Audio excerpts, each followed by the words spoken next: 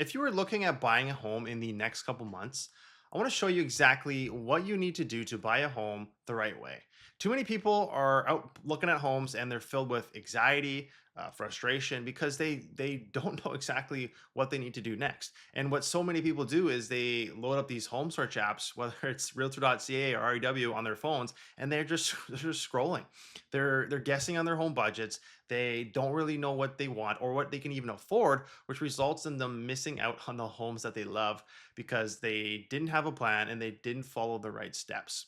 So I'm going to show you all the steps that you need in this video to make this happen. And if you're looking at buying a home within the next 3 months, this video is going to be ideal for you. And so if you find any value in my videos at all, please hit the like button. And if you want to support the work and the time that I put into making these videos, hit the subscribe button. So this is going to be your complete overview for your 3 month game plan when it comes to buying a house. And one thing I want to make sure you guys realize is that 3 month timeline is fairly typical for most home buyers. It's not too fast, it's not too slow, especially if you've done your due diligence in this planning phase that we got planned before you. It can go quite smoothly. And so the first phase we have here is phase one, which is the planning phase. We're going to give you 10 days to essentially get all your due diligence done, all your homework, so that when you go into the home buying phase, you're confident in what you're looking at. And so that's going to be 10 days. And then phase two is going to be the home shopping phase. And I've given yourself 80 days. So this is essentially is the 3 months to find yourself a home, put an offer on it, get it accepted. And 80 days is more than enough time. Doesn't mean you have to wait the full 80 days. If you find a home that you want to close on or at least put an offer on day 11, you definitely can do that. And then the last phase that we want to talk about is the closing phase. And typically it's anywhere from 30 to 60 days. So that's again, once you've got an accepted offer, now it's into the closing where you have to do your due diligence and make sure that you actually do want to buy the property and that financially you can. So that is overview of the 3 month game plan. And again, if you have any questions throughout this entire uh, display, scan this QR code, you'll get in contact with myself. We can have a meeting and talk more in detail. So the next thing we want to do is avoid doom scrolling, right? Endlessly, I wrote here, scrolling through Realtor.ca, REW, right? You get frustrated, you see all these homes, you just don't really know what actions to take. And so my goal is to have you just not look at homes at all throughout this planning process. Really get your plan and your why and your what your wants and needs are and your non-negotiables. Get that ironed out first before going and looking at homes. Um, just a good point to take away. And then as far as limit your exposure on negative real estate news or market fluctuations, sometimes this is going to come from family or friends, right? You may show a property to one of them and they may not approve, right? The news essentially is always going to be this narrative that it's never going to be a good time to buy, right? We have low interest rates, right? There's too many buyers. You might overpay. The market's hot, so just wait, right? Or it's the flip of that script where interest rates are high. No one can afford anything. And so there's nothing on the market that you like. And so just wait. And so everyone's going to have their opinion on what you should be doing as far as the home buying process. Obviously, talk to trusted people that you can rely upon. But a lot of times I like just to narrow out the noise. And so limit the amount of noise that you get from other people. And then the last thing that we want to do is just push to get all the planning done as soon as possible, right? This process is going to give you a lot of tools to show you how to get this planning process done, how to go about buying a home. And we want to just get this planning process done as soon as possible so that you can get out there, start looking at homes and be excited about it because you know exactly essentially what you are looking for. So the first thing we want to do is start off with what you can afford, right? This is phase one. We're in the planning stages. So essentially this is going to be day one.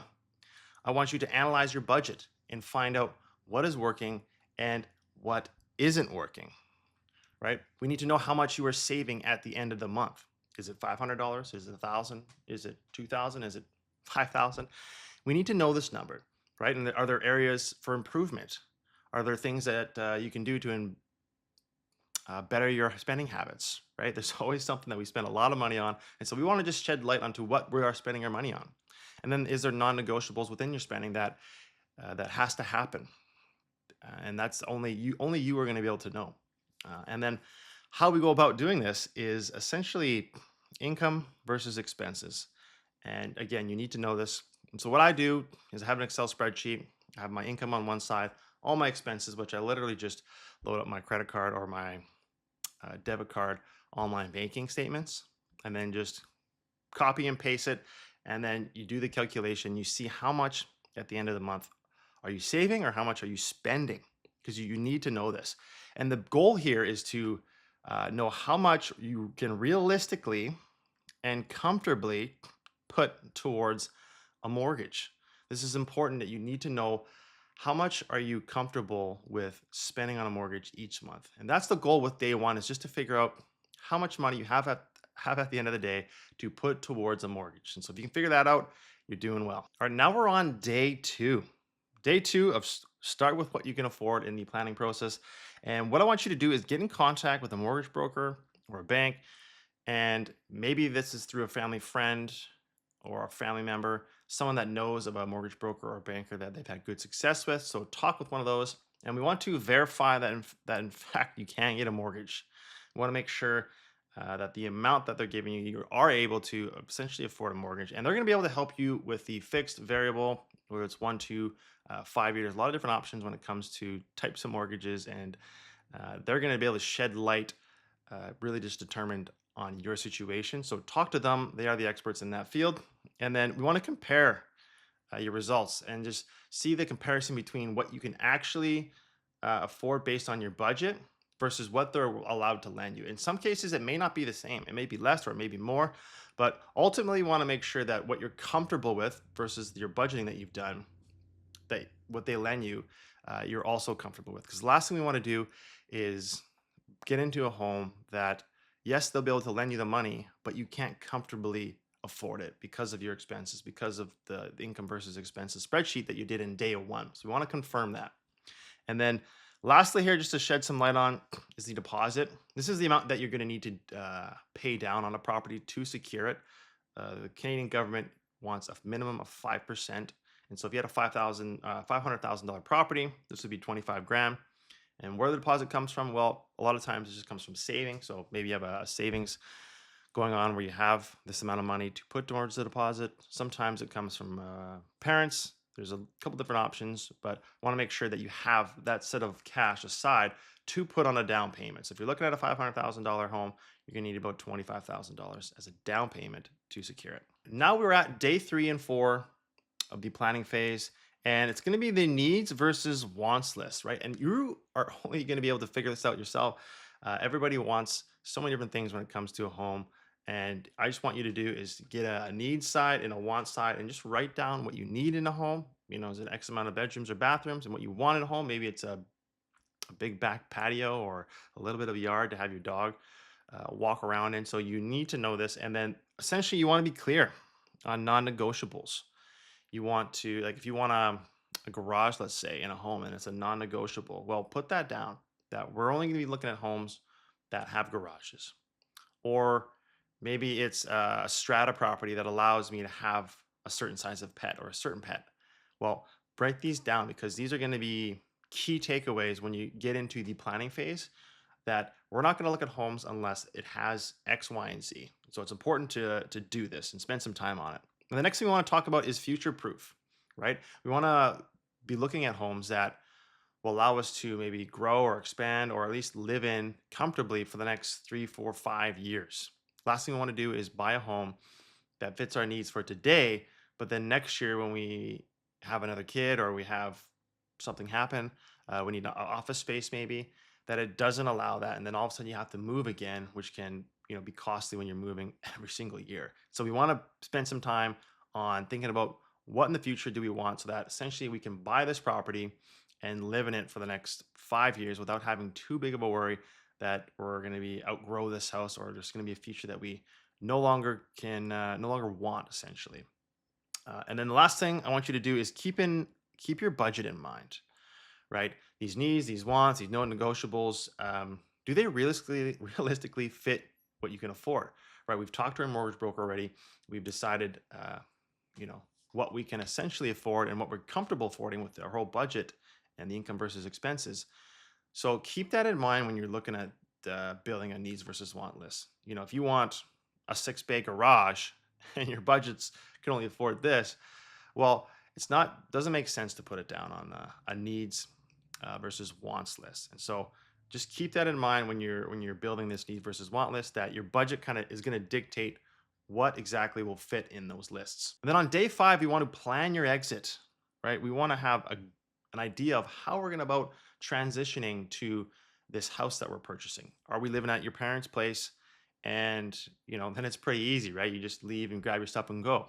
Or do you have a landlord that are you a tenant essentially at a property? Exit the lease and tenancy. We got to figure that out. We got to understand your obligations, right? So this is a time where maybe you read up on the tenancy laws associated to you leaving, what kind of notice you have to give them. Essentially, what I also like to say is just we need to communicate with our landlord or parents or whoever that we're essentially living at. And I'm always of the advocate, like, let's just have full communication. Let's talk to our landlords. Let's talk to the people that we're living at and just say, hey, this is what's going on. I'm going to be, buying a house here in the next 3 months. How is this going to pan out? And just talk with them. And a lot of times I find they're going to be helpful. They're going to be happy to work with you. And sometimes they're excited that, hey, you know what? You've been renting for a while, saving your money. You've been doing your due diligence. And now you get to move into a property. How exciting is that? And a lot of times they're very helpful in this new area of your life. And so, what I like to do is also plan when you're going to be moving out. Because the last thing we want to do if you're renting a place and you're paying a monthly rent there is move out middle of the month or even the beginning of the month, because then essentially you have a whole month where you're paying somewhere to live. And then for that, 2, 3 weeks that you're not there and you're moving into the new place, you're paying for it. So we want to really plan out when we plan on moving. And typically, I like to say either the end of the month is where you've lived in that entire property for the month, and then the last week is where you plan on transitioning to the new property, and you give yourself about a week to essentially move all your stuff over. And so plan, plan, plan. And the last thing, which may not apply to some of you, is just if you have to sell a property prior to doing this, there's going to be some other steps and tasks that you need to do. Now we're on day 6 to 9. This is an exciting part because we get to build the rest of our team that comes around us and supports us throughout this process and really just makes it a smooth transaction. So the first person you're going to need is a real estate agent. These people are going to be a massive key player in helping you buy a home and just sharing their experiences that they've had and just their insight onto local neighborhoods and cities. And so, if you don't have someone, I'd be more than happy to find you someone locally, or myself can help you as well. So scan the QR code if you are looking for a real estate agent. The next person we're going to need is the home inspector. Vital, just as well, where they come into the home after you've got an accepted offer on a property. They go through the property with a fine tooth comb, finding everything that you need to be aware of so that you can make the best, most informed decision going forward. Next one is a lawyer or notary. And these people are going to handle all the paperwork, all the legal side. They're going to make sure everything looks and is right on the paperwork side when it comes to the back end of this transaction. Next one is going to be a moving company, right? Pretty self-explanatory. They're going to be able to assist you in moving all your stuff over. Maybe you have a lot, maybe you have a little, or maybe you just get a bunch of friends and family, maybe drink some pizza, lure them in, and get them to help you as well. But we want to plan this all ahead of time so that when we do come to the moving stages, we have someone in place. And then the last one, you may not always need, but as a construction contractor. So if you're looking at doing some sort of renovations in this property after you purchase it, or even like you're going through the property and you're like, you know what, this bathroom's going to need to be done, the roof's going to need to be done, or maybe the inspector tells you some of these things that need to be done, then you can talk to this contractor and be like, look, how much is this going to cost me to replace all these things? And they're going to be able to give you some valuable insight into the costs, just so again, you're not going into it blind. The last thing we want to do is for you not to be informed about anything. And so we want to build a team around you that can essentially inform you of everything that you need to know about, and then you can make the best decision. And then we have day 10, which is paperwork prep. We're almost done our planning. It's the last day. And basically this day, I want you to book a meeting with your real estate agent and really just go over all the paperwork that's involved, right? I want you to review everything. The last thing we want to happen is you not know what you're signing when it comes time to sign, because then you're scrambling. Who knows? Maybe you need to get this deal done as soon as possible. So we want to spend as much time in the beginning allowing you to understand all the concepts, all the terms, and really, if you have questions, just this is a great time to ask questions about exactly why do we need this paperwork, and we want to just allow a safe environment and a stress-free environment, because it can be quite stressful when you're in that position of putting offers in. So we want to eliminate all the potential problems down the road by just doing your due diligence now, getting a full understanding of what you're signing, what you're essentially need to know when it comes to all this paperwork. And so we want to spend just one day or just an evening talking to your real estate agent and just getting fully informed, so that when we get into the home buying phase, essentially we know all the things that we need to know. And then to finish up phase one, the last thing I want to talk about is understanding the costs associated to buying a home. The last thing I want for you is to get to a certain part in the process and you realize that you got to fork out another 600 bucks here, 1500 bucks here, $3,000 there, and you'd be frustrated because no one told you that you were on the hook for these costs. So I can understand why it's frustrating. So I want to shed light on the costs that are going to be associated to purchasing a home. So first off, we have a real estate agent. They, depending if you're buying and selling or just buying, if you're just buying, it won't cost you a dime. They are essentially getting paid from the seller's transaction. And so you don't have to you don't have to pay anything for a realtor when it comes to working one when you're just buying a property. So I'm a huge advocate for that, because they have so much information and knowledge at their fingertips that it'd really be unwise to not work with one if you're just buying one, just buying a property. And then if you're selling and buying, then there's going to be a cost associated to using a real estate agent if you're to sell a property. Next one we have is home inspector. This is going to be anywhere from $500 to $600 per inspection. And so you could be looking at a property, you get an accepted offer, and then you have a home inspection done, and that's when it's going to cost you the $500 to $600. And what I do see sometimes is you do the inspection, you find out that the property isn't going to be a good fit for you, and so you back out of the contract. Which, when you go to look at a next property, there's going to be another $500 to $600 going towards another home inspection. Which again, I'm a huge advocate for, because they do find things that we don't see when we're out looking at homes. So expect anywhere from one-time fee of 500 to 600, or maybe you do it 2 or 3 times, just depending on how your home buying process goes. Next one is going to be lawyer and notary. From what I've seen, it's around the $1,500 mark per transaction. So if you're just buying, there's just going to be a $1,500 fee. But again, if you're selling and buying, then it's going to be $1,500 for the sell, $1,500 for the buy. Next, we have property taxes. Um, and or sorry, property transfer taxes. And this is one that I always like to say, hey, talk to an expert, talk to someone who's in the taxes, in the financial realm. They're going to be able to best suit you when it comes to property taxes, because there is a fee if you prefer to buy a property. If you're going to be buying a $500,000 property, it can be anywhere from $5,000 to $7,000 for a property transfer tax. But then there's first-time home buyers grant. So talk to a tax professional about that.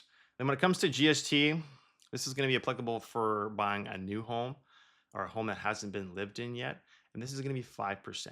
And so if you're buying a brand new home that hasn't been lived in, that's $500,000. It's going to be a $25,000 GST bill that someone has to pay. And all the times, the builders or people who develop these properties, they push it on to the buyer at the end. Then we have moving company, which varies quite a bit, because you could have a lot of stuff or you could have a little stuff, or you could have your friends and family come out and pizza and drinks, 200 bucks gets it done. It's a big vary. It can be anywhere from $1,000 to a couple $1,000, just depending on how much stuff you have and how far the distance is. And the last one I want to talk about is the construction contractor. And this really just depends on what you plan on doing on the property. Do you have, a bathroom that you want fully gutted and renovated, or a kitchen, or a new roof? And so talk to your contractor. That way they can give you that ballpark idea of, hey, you know what? If we're going to move in here and do this bathroom, it's going to cost you $5,000. So you're not surprised, of this cost when moving into the property. All right, you've made it to phase two, the house shopping phase. You should be proud of yourself, excited because that planning phase, there's a lot of work that needed to be done throughout those 10 days. But now you have uh, an exact idea of what type of house you want, what you can actually afford. You have an amazing team behind you that's ready to support you throughout this process. So be excited, be proud of yourself for getting all that done. And now we're going to go look at some homes. And so, starting off, what I want you to do is book an appointment with your agent and just talk about your situation if you haven't already. Share your needs, your wants, what non-negotiables you have, what neighbors and cities that you want to potentially live in, and they're going to be able to provide insight and just local knowledge about what you're after. And really, what we want from this is to you and your agent to be on the same page, have the same idea of what exactly you're looking for, because that's when they're going to be the biggest help. And at the same time, what I want you to do is ask for a home search to be set up with exclusive MLS access. What does this mean? Well, realtors, we have access to homes that essentially hit the market right away. So as soon as they go live, we have access to that and we can see the information. And we want you to have the same access because what we want is for properties to come up and you have the ability to look at these right away and see if they're a good fit. Because the last thing we want to do is rely on websites like realtor.ca or REW, where they may take hours, if not a day, for that information to come to them.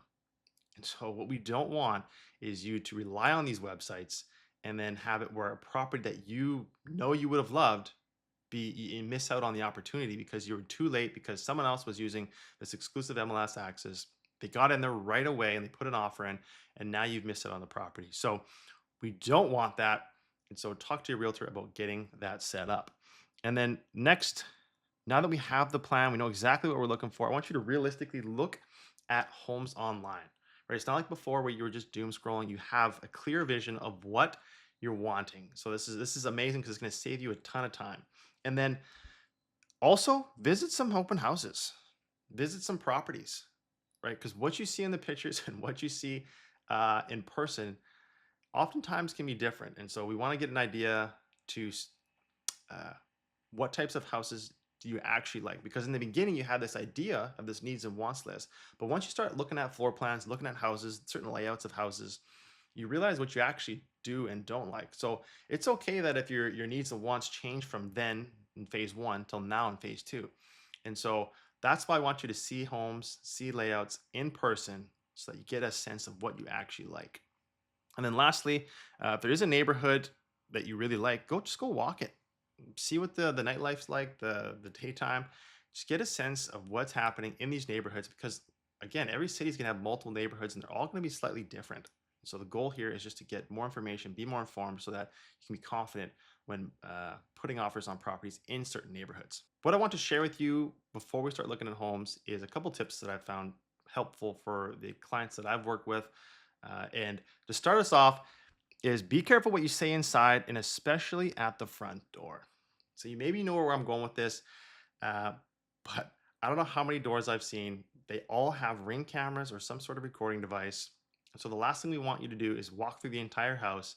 And as you're putting your shoes on, you're talking about your financial situation, how much you could be, you're willing to pay full price, or you can even pay more than full price, how much you love the home. We just don't want to give away important information that kind of reveals our cards as far as our interest level in this property. Yes, you can say you like the home, and you like the features in the home, but last thing we want to do is give away that sensitive information that's going to be used potentially against us when we get into the negotiating phase. So stay away from talking about these types of things in the home at the front door. Just save them for the street.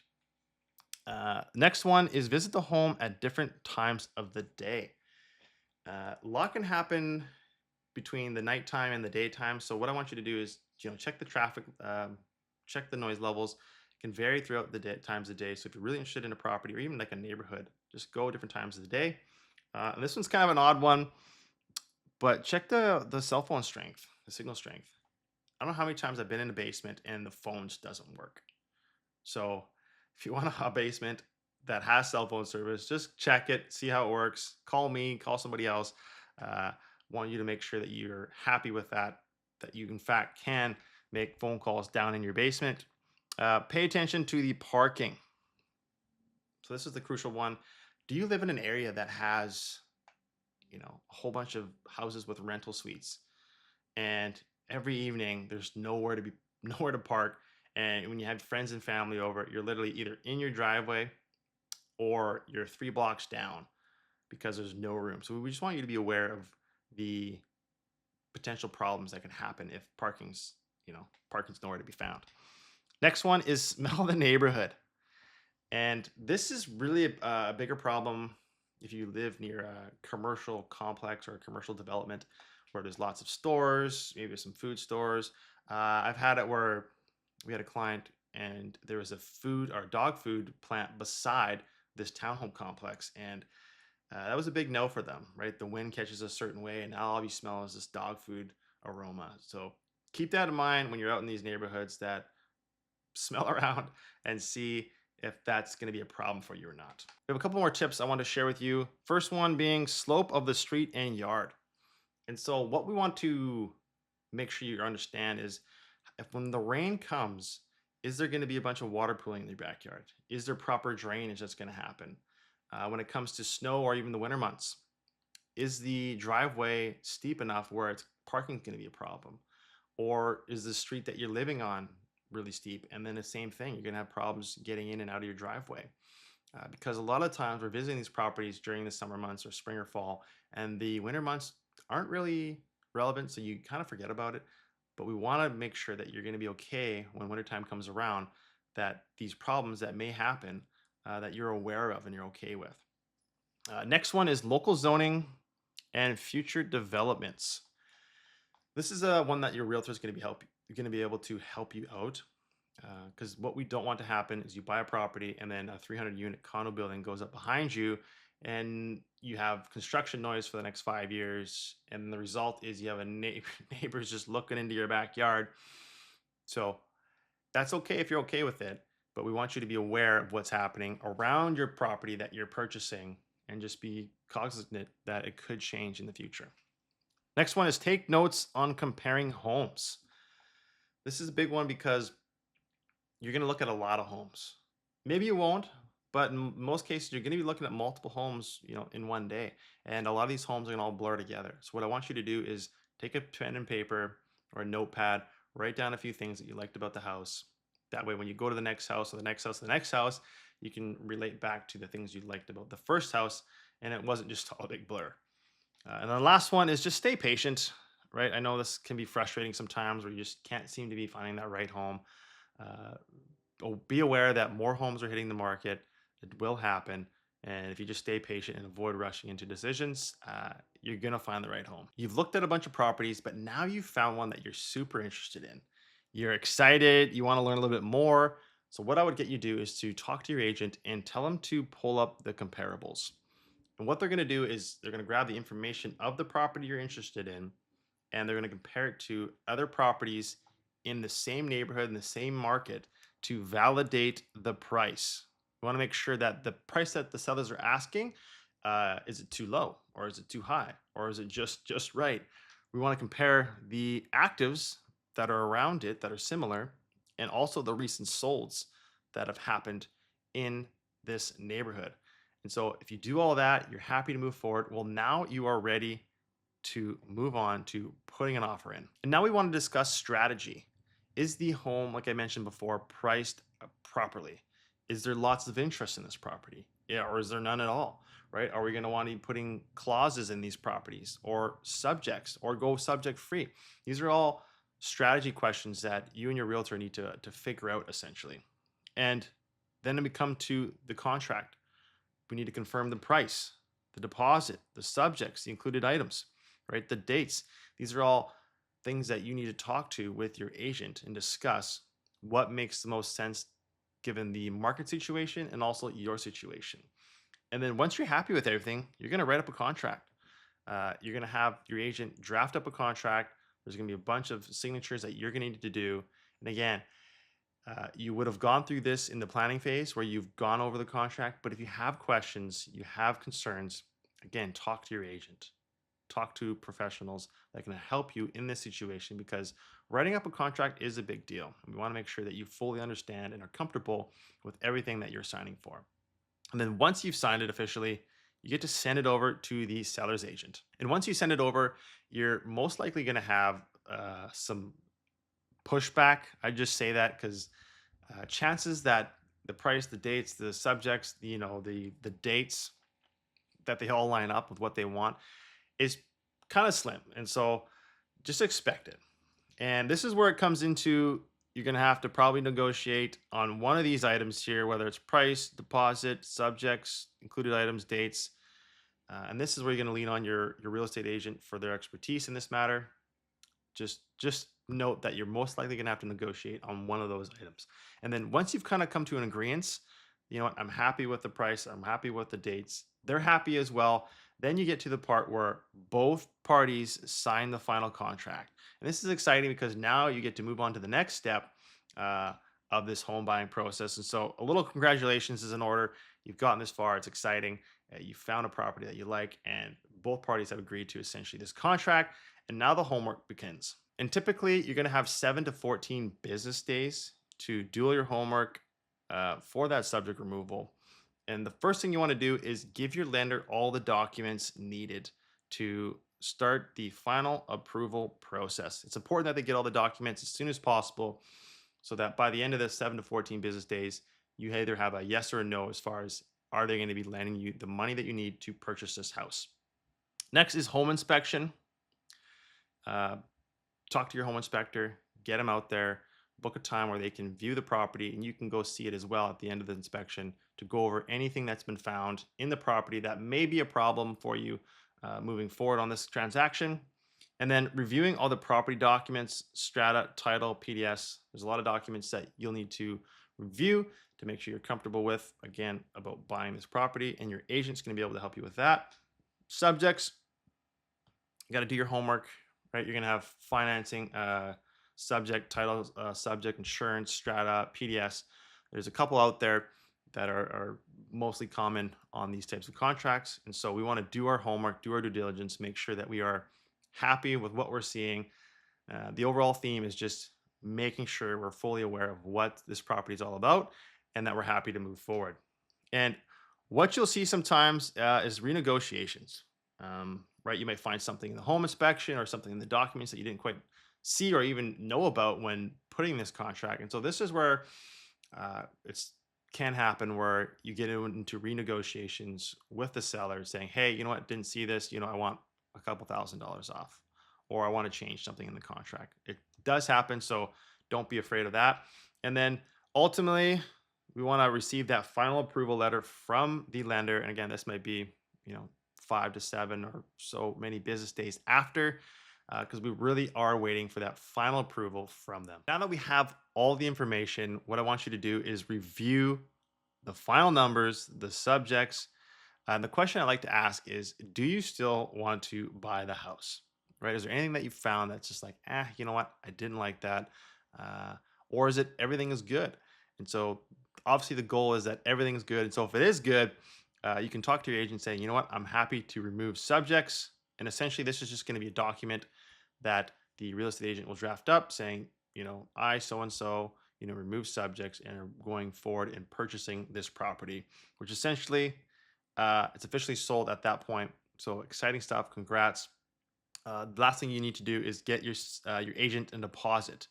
And so this is going to be the amount will be displayed on the contract. Usually it's 5% of the purchase price, and it's going to be in the form of a bank draft. And a lot of times it's going to be 24 hours or even 48 hours after subject removal. So as soon as you sign that document and your realtor sends it over to them, you have 24 hours to get your real estate agent this draft or this bank draft of this deposit in order to solidify this deal. And so at this point, I like to say all the heavy lifting has been done. For the most part, it should be smooth sailing. But the next thing we want to do, now that we have the subject removal, your property is officially sold, we want to speak with your lawyer, your notary, and your lender and just confirm that they have all the documents that they need. Because the last thing we want to do is have a hiccup or a delay because they don't have the documents they need. And then book a meeting with your lawyer or notary. A lot of times they'll reach out to you, but I'm always in the habit of let's be proactive. So book a meeting, and this is going to be the final meeting where you're going to go over all the paperwork that they have, all the numbers. You're going to sign a bunch of documents, And then next is the fun part where you get to book that moving company or talk to those friends. Say, hey, you know what? We got a property here. These are the dates that we're moving in. Can you please, please, please, please help us? Maybe you helped them in the past, so now it's their turn to help you. So get that in order. And then if you're planning on doing some renovations, talk to your contractor. Hey, we've officially bought this property. We want to move forward on doing the renovations. And sometimes the current seller will allow you to, have a contractor in there for little bits and pieces to do some measurements. Again, it's on a case by case basis, but ultimately you just want to talk to your contractor, get them on the page and say, look, these are the dates we're moving in. The following day, I want you to, gut the bathroom. And so let's talk to them. And then the next thing is just address change, right? There's going to be things that are going to change, like your car insurance, utilities, the water, the gas, phone, right? The internet and cable. There's going to be certain address changes that need to happen. Now, you're not moved over yet, but obviously you want to make a list of all the things that you need to change your address to so that when you do move there, the mail is going to your house, the Amazon packages are coming to your front door. So we want to make sure that the address is proper. Now we're on completion day, or close to move-in day here. And what happens on completion day is the money transfers. So the money that the lenders are going to give you, they go over to the sellers, and now the title also transfers, right? The lawyer confirms that the property is now in your name. And a lot of times, and this may happen a couple days prior, but the agent will talk to the other agent and just grab the keys and just talk with you about, hey, what day do you want to actually move in? Because in the contract, you may have, 8 a.m. on a Saturday morning, but realistically, what time during that day are you going to be there? And then schedule a time with them so you can transfer the keys over. And then what I like to say is just confirm that all the appliances work and all the included items in the contract are there. It's nothing worse than getting into a property and it's like, hey, as per our contract, all these items were supposed to work, and maybe the stove doesn't work now or something doesn't happen. So I want you to verify that everything works in the house. And then this one can bug me sometimes, but is the house clean or is there any junk left in the house? Let your agent know. Moving is a big process. There's a lot of moving parts. And so the seller, when they move out, they may forget some tires under the back deck or something in the shed. Tell your agent about this because it's the other agent's job and the home seller's job to leave the house clean for you. So, what condition is it in? Do they need to come back and pick something up? Please, please, please let your agent know because, again, you're supposed to get a clean house and we want that for you as well. So, now that you moved in, you're completely all done. Huge congratulations. Uh, a lot, you've been going through a lot. So, kudos to you for getting to the finish line and purchasing property that now you can enjoy for many years to come. All I would say is have a housewarming party. Invite the friends, the family, the neighbors, uncles, aunts, whoever else that may have been a part of this journey with you. They love to see what you've been working on. So invite them out, have that party. And if you still have any questions or something that you didn't quite understand, book a call with myself. Be more than happy to spend a couple minutes talking to you about what else you got going on. And if you do, in fact, need a real estate agent in your area, I'd be more than happy to connect you with somebody. So QR code, scan that. Be more than happy to help. If the 3-month game plan is a little quick for your situation, I'm going to be having another video coming out here really soon talking about the 6-month game plan. So if that aligns with what you got going on, click on this video, and I'll see you in the next one.